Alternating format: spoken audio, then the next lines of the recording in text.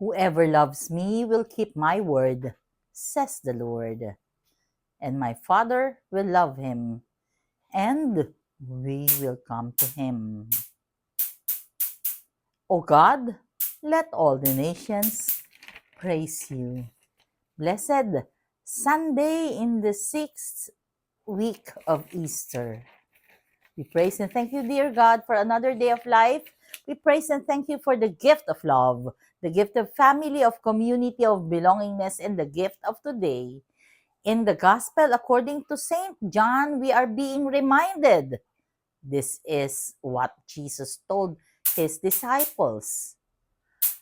Whoever loves me will keep my word, and my Father will love him, and we will come to him and make our dwelling with him.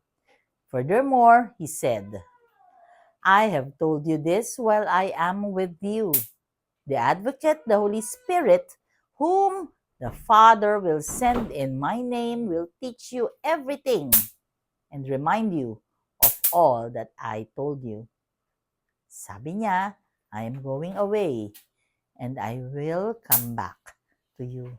So, nagpapaalam na si Jesus. Babalik na siya sa Ama. At ang kapalit nun, magpapadala ng Holy Spirit, ang banal na Espiritu, that will continue His mission na lagi tayong gagabayan. And so, meron mang aalis, meron namang papalit. Parang pamamaalam ng isang nagmamahal na kapag ka merong aalis, may bagong ipapanganak. So kung namatay si late yung lola sa apo o sa talampakan, yun yung may bago namang apo sa pang ilang henerasyon na napapalit. Ganyan talaga yung cycle ng buhay. And as we reflect, this life that we have is temporary.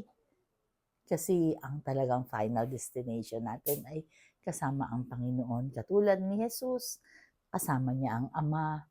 Nagpaalam siya sa mundo. Kaya nga naman yung mga disciples disheartened.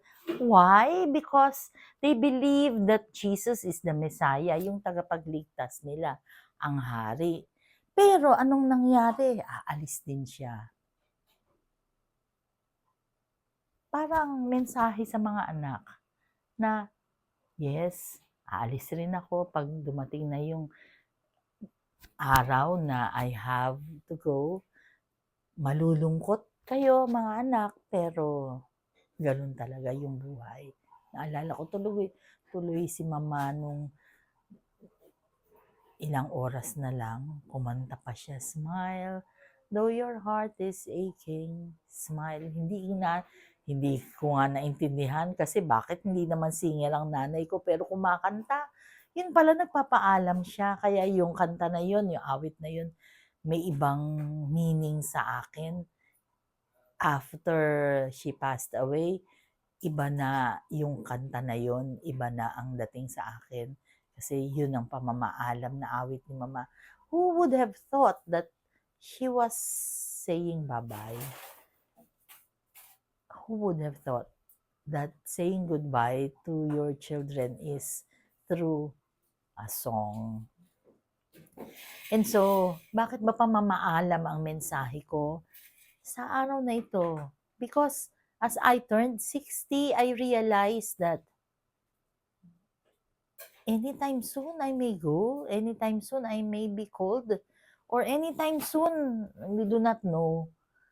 Kaya nga naman, when I turned 60, kung ibabalik lang yon, hindi ko siguro umpisang ayusin yung name ko, no? Siguro that day, mag-enjoy muna ako, no? Although, I really enjoyed kasi we had dinner with the family, pero talaga namang 75% of the day I was sa mga iba't ibang ahensya, inaayos ko yung papeles ko, yung pangalan ko. Mabuti na lang I started the day with a mass just like today.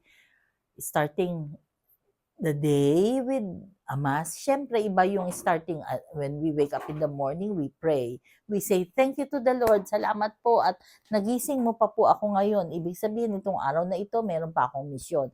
That simple prayer, iba yon sa nagmisa ka. Yung first mass sa simbahan ay ikaw ay nagmisa, so iba yon. And talagang siguro some people might say, ano ba naman yan? Puro misa, puro misa. Hindi po. Hindi. What we do now is kulang pa.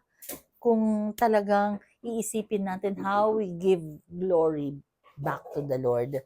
Kaya nga, patuloy kong sinasabi that we continuously do the things that will glorify God. Pero hindi magiging sufisyente yan. Bakit? Kasi He has given everything. Everything is for God. Ang panalangin ko lang is, ikaw din, kapatid, will give back that same glory to God. Let us pray. Lord God, we are sorry for our sins, either of commission or omission.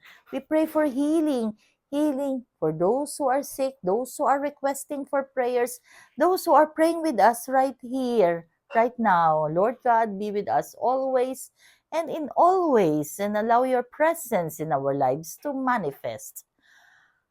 All this we pray in your mighty name through the intercession of our blessed Mama Mary.